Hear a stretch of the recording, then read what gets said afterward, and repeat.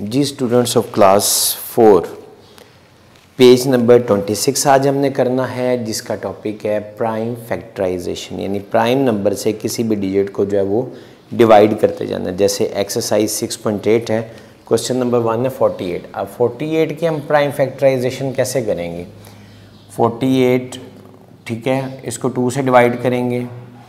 2 2 ज़ा 4, 2 4 ज़ा 8, फिर ये 2 से हो रहा है, 2 1 ज़ा 2, 2 2 ज़ा 4, फिर ये 2 से 2 6 ज़ा 12, फिर ये 2 से 2 3 ज़ा 6 और फिर 3 1 ज़ा 3। तो अब इसकी प्राइम फैक्टराइजेशन जो ये कैसे हुई है?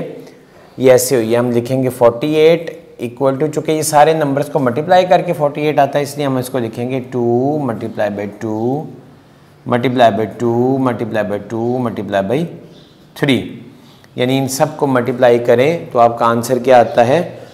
48। ठीक है, तो हम क्या कह सकते हैं कि ये 2 2 2 2 और 3, ठीक है, ये सारे के सारे प्राइम फैक्टर्स हैं। किसके? 48 के। ठीक है, ये हम इस तरीके से इसको कह सकते हैं कि ये प्राइम फैक्टर्स हैं किसके? 48 के। ठीक हो गया।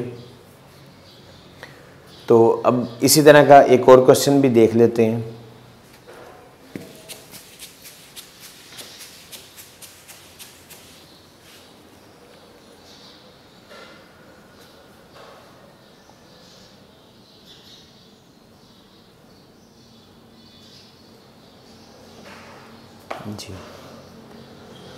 जी स्टूडेंट्स, नेक्स्ट क्वेश्चन हम देखते हैं 104। 104 इसकी भी इसी तरह प्राइम फैक्टराइजेशन करते हैं। 104 सबसे पहले 2 से होगा, 2 5 ज़ा 10, 2 2 ज़ा 4, फिर 2 से होगा, 2 2 ज़ा 4, 2 6 ज़ा, अगेन 2 से 2 1 ज़ा, 2 3 ज़ा और फिर 13 1 ज़ा 13। हम इसको इस तरह लिख सकते हैं 104 is equal to 2 multiply by 2 multiply by 2 multiply by 13।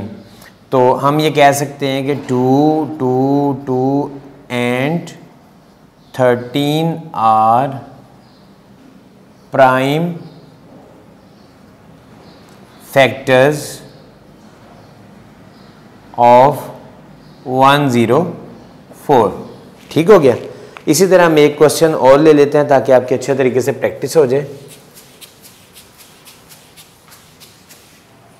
जी हाँ, बड़ी सी वैल्यू एक ले लेते हैं 400। ठीक है, अब हम लेते हैं 400। अब इसको हम सॉल्व करेंगे। 400, 2 2 ज़ा 4 0 0, 200 ज़ा 200, 250 ज़ा, 225 ज़ा, 5 5 ज़ा 25, 5 1 ज़ा 5। तो हम 400 को एज इट इज़ लिख सकते हैं। 400 equal to 2 multiply by 2 multiply by 2 multiply by 2 multiply by 5 multiply by 5।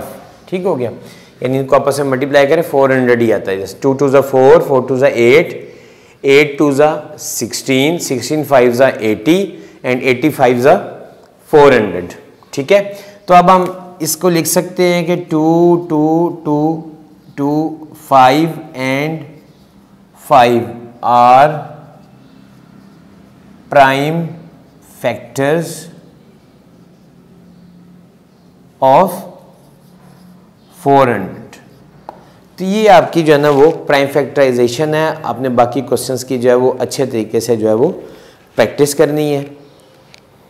Ji students, अब हम चलते हैं अपने नेक्स्ट पेज की तरफ, पेज नंबर 27। उस पर कॉमन फैक्टर्स। कॉमन फैक्टर्स होता है कि कोई से दो डिजिट्स होते हैं, उनके तमाम फैक्टर्स निकाले जाते हैं और उनमें फिर जो दो कॉमन होते हैं उनको जो है ना वो हमने वो लिया जाता है, जो कॉमन्स होते हैं। अब जैसे मिसाल के तौर पे क्वेश्चन है 9 एंड 12, 9 और 12।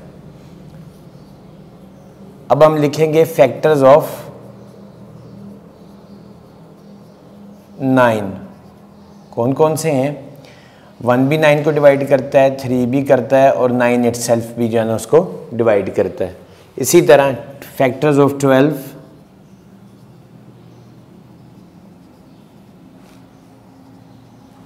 वो क्या होंगे? 1 भी डिवाइड करता है, 2 भी करता है, 3 भी करता है, ठीक है, 4 भी है, 6 भी है और 12 भी है। अब ये 12 के फैक्टर्स हैं, ये 9 के फैक्टर्स हैं। अब इन दोनों में कॉमन कौन कौन से हैं? एक ये 1 और एक ये 3। तो हम यहाँ लिख सकते हैं common factors of 9 and 12 are 1 and 3। तो ये आपका क्वेश्चन सॉल्व हो जाएगा, यानी कि पहले फैक्टर्स निकालने हैं और फैक्टर्स निकालने के बाद आपने जो है ना देखना है कि कॉमन फैक्टर्स कौन कौन से हैं और फिर उन कॉमन फैक्टर्स को आपने लिख देना है। तो इस तरीके से आपने ये सारे क्वेश्चंस जो है वो सॉल्व करने हैं। जी स्टूडेंट्स ऑफ क्लास 4, अब हम नेक्स्ट क्वेश्चन की तरफ चलते हैं। नेक्स्ट क्वेश्चन है वो 3 डिजिट फिगर है, यानी कि इसमें 10 भी है, 15 भी है, 20 भी है। अब हम देखेंगे कि 10 को कौन कौन से फैक्टर्स डिवाइड करते हैं, 10 के फैक्टर्स कौन कौन से हैं, 15 के कौन कौन से हैं और 20 के कौन कौन से हैं।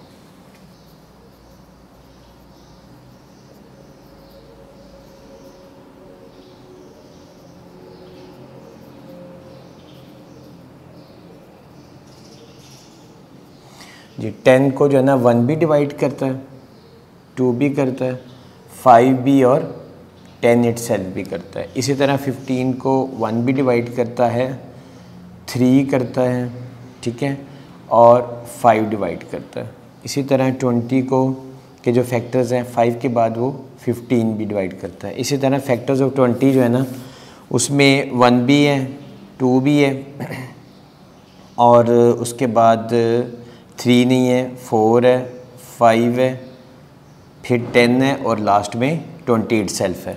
अब आपके पास ये सारे जो है ना इनके फैक्टर्स आ गए हैं, 10 के फैक्टर्स भी हैं, 15 के भी हैं और 20 के भी। अब इनमें देखते हैं कॉमन कौन सा है।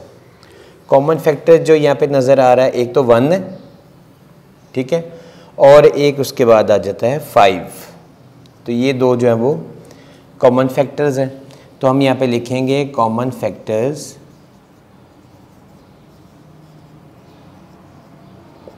of 10, 15 and 20 आर कौन कौन से कॉमन फैक्टर्स हैं? 1 and